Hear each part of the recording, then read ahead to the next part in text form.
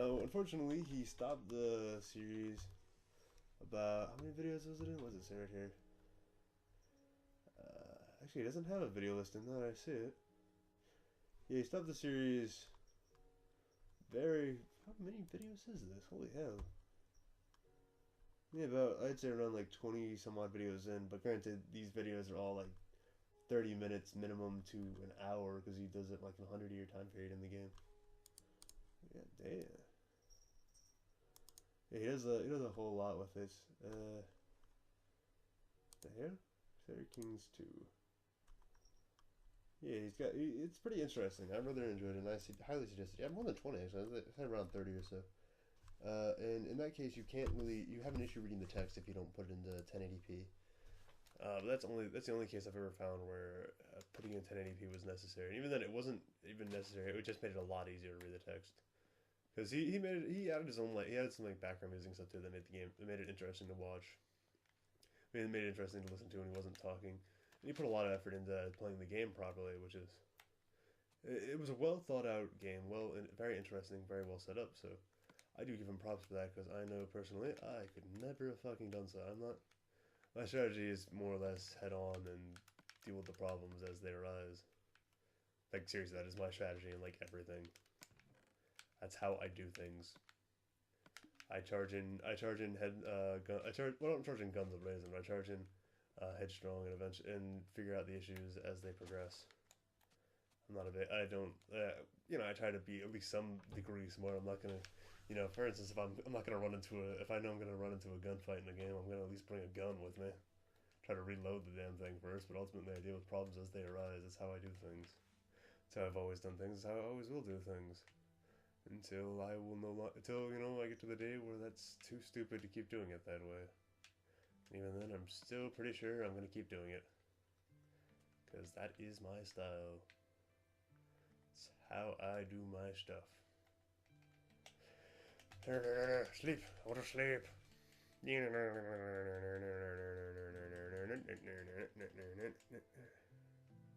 Go down, son.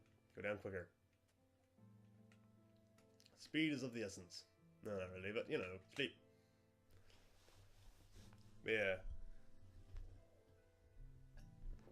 Very interesting game, and I suggest you check his playthrough out if you're interested in Crusader Kings 2 in general, because he's very fun. And of course, I'll restate his name right now just so I have it, just because I'm not gonna be a douche. I'll spell it out actually, just so it's easier to find. His name is. Yeah, right. Damn it, where was it? I had it right here. All right, it is Miss MRJWMCFARLIN.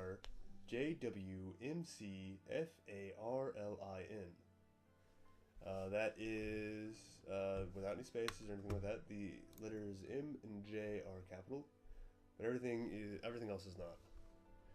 I do highly suggest him out. I suggest him because he is very, especially if you are interested in these in Crusader Kings 2, because it is insanely interesting. Because he does it in an insanely interesting way. At first, like I said, it starts off slow, but once you if you stay there for an extended period of time, you will notice it will really get you interested and involved in the situation. Because, like, seriously, it is fucking insane. What you can do in this game, because it's basically you try to manipulate the history in the way you see fit. That isn't a joke. That is actually what you do in the game. Straightforward. I'm not lying to you. That's actually that's the primary thing you do in the game. Is manipulate history in a way that you see fit. And yes, I am going to bring all this gravel down and try to convert it into flint. So I'm building a really tall pillar and I'm going to jump into the water. That is my goal, because I want some more flint for some arrows. Yay! I'm done with my compound. Whee!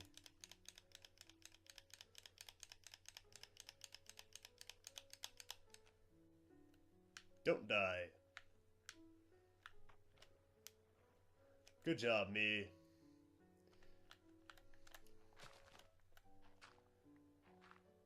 Yep. This is gonna be interesting. I'm gonna be pounding away at gravel for a few seconds. So yeah, go check your channel out. I'll try to put a link in the description a link on the video or in the description. I'll try to probably put it in the description. if I can remember, because I do enjoy that series, and I highly suggest him if you want to find interesting content. But yeah, it kind of reminded me more of like a more strategic, more political based version of Mountain Blade Warband, if you ever played that. Whereas Mountain Blade Warband is more of the military side of things, this is more the politics side of the medieval time frame. Bloody hell. Alright, let's go grab myself another shovel, because I am not, I am not getting that without a shovel. Yeah, fuck that.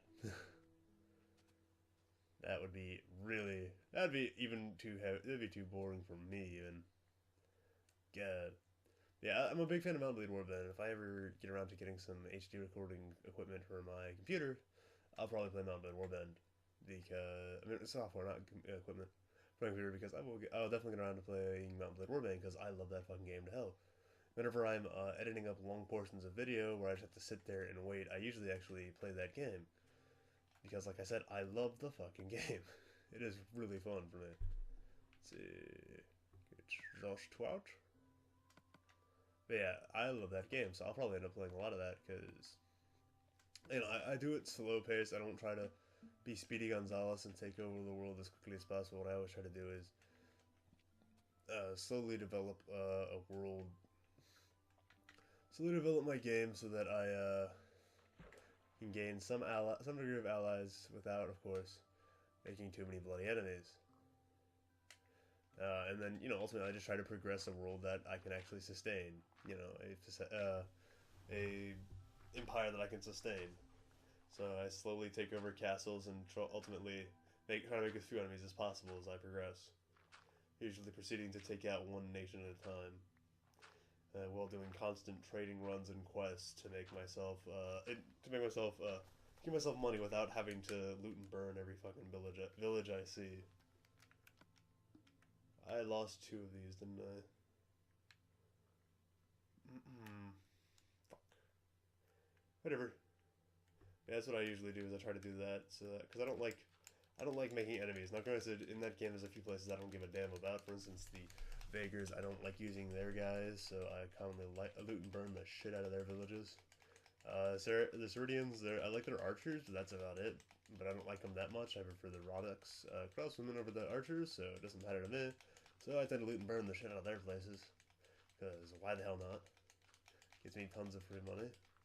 And I don't really give a damn about honor. You know, it helps. It makes the game a little bit easier as the game progresses. It's a good idea to try to become honorable. But the immediate benefits of being an asshole are very, very straightforward and very obvious. So yeah, it's rather enjoyable. And I know as soon as I get HD recording software for my computer, I will definitely be playing lots of that game. Because like I said, I enjoy it thoroughly.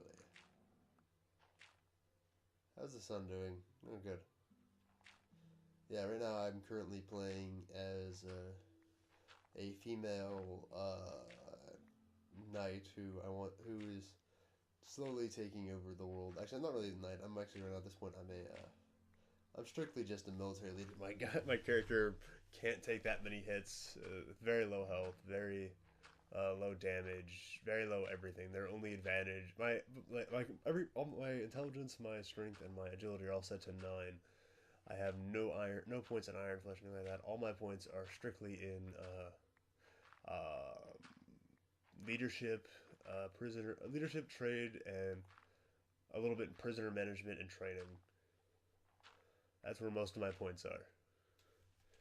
So simply put, I am more or less built as I'm trying to build a character where I have tons and tons of people I'm basically trying to make lots of money and have tons of soldiers behind me watching my back because I can't do shit as a fighter.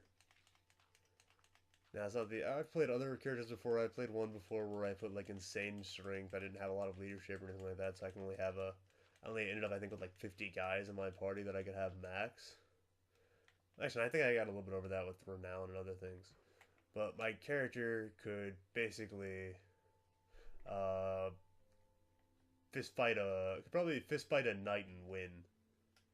I'm talking a Sawadian knight here. Like seriously, my character was insane health wise, damage wise, everything like that. It was rather enjoyable to play as that character, but then I could kill literally anything with the 1 or 2 hits. Not granted, but and I was very hard to kill. But then again, that character had like no. I could barely hold an army. So if I ever wanted to siege a castle, I had to get a bunch of allies together. Because you know, as strong as my guy was, he can't kill a castle. He can't kill 200 people by himself. Well, not without his horse, at least.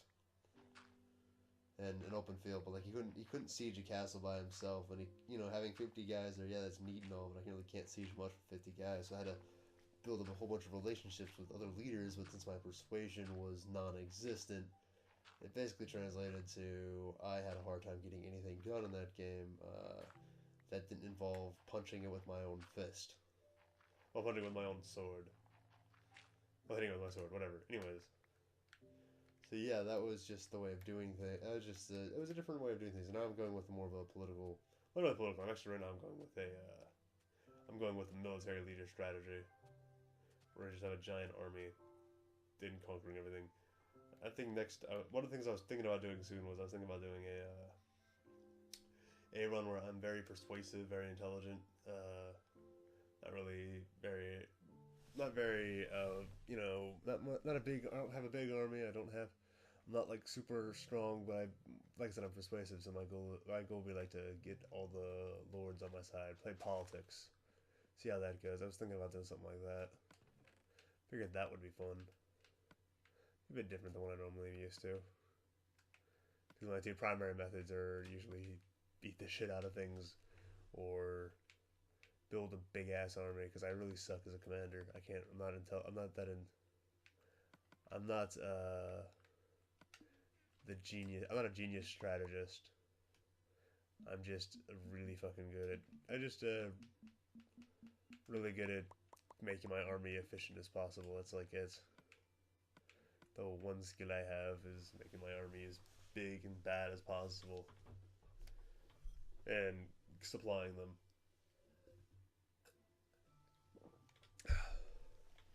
So interesting. But yeah, I'm never gonna probably be a good strategist in that game because I suck at it. Hardcore. I've played it a lot, but I played over 100 and I think I recently made it to like 120 hours, something like that on that.